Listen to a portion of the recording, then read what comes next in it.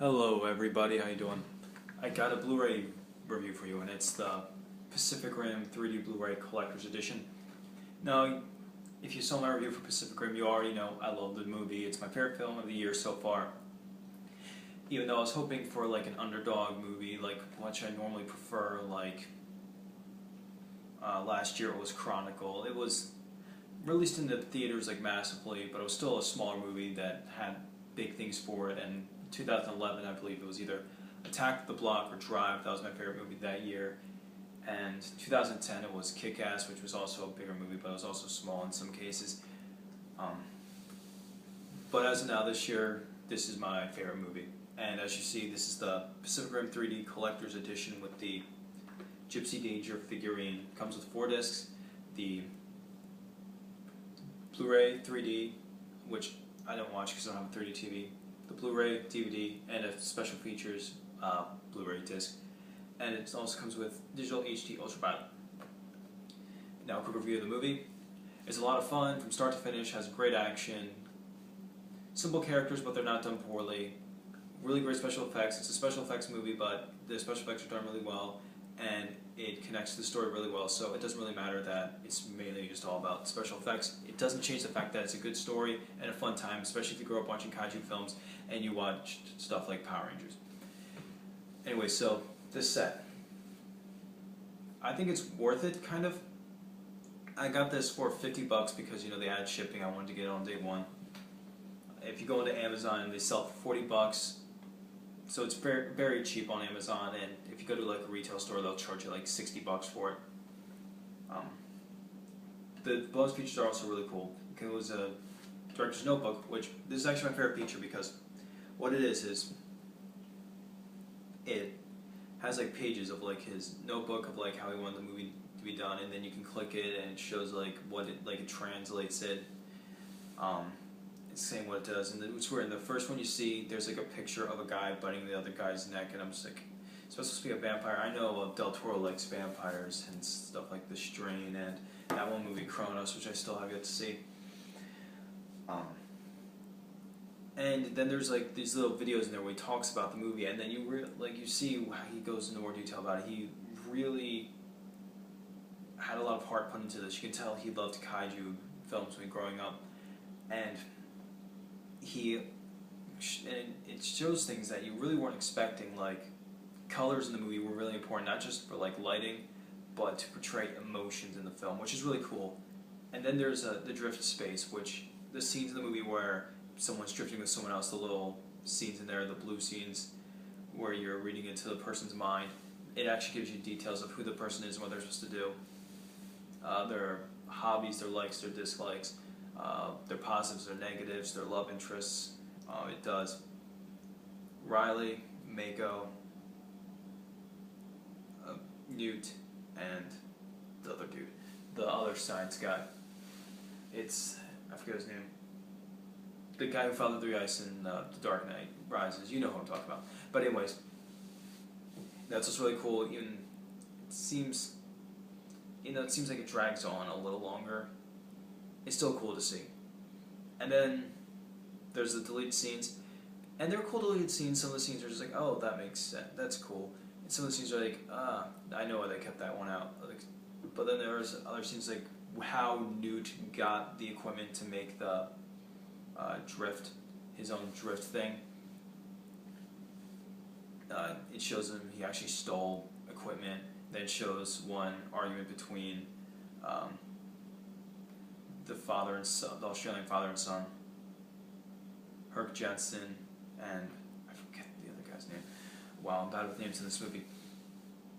But the only thing that bothered me about the deleted scenes was that I was told that in the deleted scenes, it implies that it gives hints at the potential sequel. I didn't see that in there. Maybe I missed it, or maybe there's more deleted scenes that they just didn't put on, or there's scenes that they didn't shoot, which is different from a deleted scene. But a really cool bonus feature that they also added in was it shows how much Del Toro was in with the effects, and I like the line he says it's not just a special effects movie where it's not just you put in $5 and then the scene is filmed. You actually have to give direction for the effects management, and which is true. Like a movie can be nothing but special effects, but the special effects aren't done well, and the story doesn't back it up properly. Then that's what people are going to complain about. But if you got great effects and a great story to go along with it, then people are going to ignore the fact that it's just a special effects movie. You see how much Del Toro had an interest in it, and you see what was going on in his head at the time. So this Blu-ray box set, unless you're a really big Pacific Rim fan, don't get this. I'm a big Pacific Rim fan, so I had to get the statue. But just get the standard Blu-ray. It's not that big of a difference. But it is cool to have the Gypsy Danger figurine. It's a little weird looking when you're looking at it up close, but at a distance it looks alright, which I think is what it's meant to do. But when you're looking at it up close, it's a 3D model, but it looks 2D up close. It doesn't make sense unless you see it. And I can't really show it to you on here because it doesn't do it justice. So I do definitely recommend getting it on Blu-ray, but like I said, unless you're a die-hard Pacific Rim fan like I am, just get the standard Blu-ray release. Don't worry about this. It's not that big of a deal whether you get it. I do like it though, and if you do want to spend the money on it, definitely support the movie a bit more. I do wish though that the other deleted scenes were in here, the ones that implied of a sequel. Maybe they'll pop on the internet one day. And there's also a blooper reel, which I didn't watch because I don't really care about blooper reels, especially for a movie like this. Maybe in a comedy I would care, but not for something like Rim. Now that Pacific Rim is done, and now I have to wait for Godzilla for next year, which sucks because it's going to take forever because I love Godzilla. Now, hopefully a smaller movie will come out this year that will impress me, but as of now, I think this is going to be my favorite film of the year. Nothing has impressed me so much. I was hoping You're Next was going to be the big one, but I loved You're Next, but there were still little things about that kept it from getting the same quality status as this one did. And unless Machete or Carrie or Gravity managed to impress me, nothing's going to top this. And this is just a great movie. That just shows how great this movie is. If you haven't seen it, definitely rent it or buy it. I just recommend buying it. But there is an acquired taste. If you're not big on kaiju films, if you're not big on mech mythologies and stuff like that, then this probably isn't something for you. But definitely give it a shot. It is well worth it. It is 2 hours long, so if you have the time, definitely check it out. If you'd like Transformers, if you'd like Godzilla, it's basically a matchup of those two things, but done much better. And this is the best the kaiju film series has ever. This is the best kaiju film has ever looked. It's not my favorite kaiju film. It's not the best kaiju film. The best kaiju films are can be stuff like the original Gojira, obviously. Godzilla, Mothra, and King Ghidorah. That's a really good one. The rebooted Gamera films,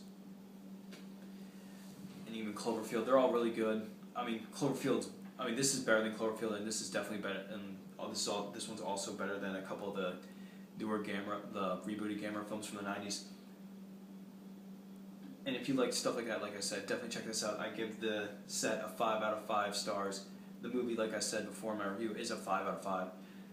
Now, hopefully Godzilla doesn't disappoint, and hopefully they manage to do the crossover between Godzilla and Pacific Rim one day. And I'm just hoping for a Pacific Rim sequel. Hopefully that will be cool. It doesn't need a sequel, but it'd just be nice to see another one. Or just another movie that's done like this. We need more movies like this. Anyways, that is my review. I'll catch you guys later.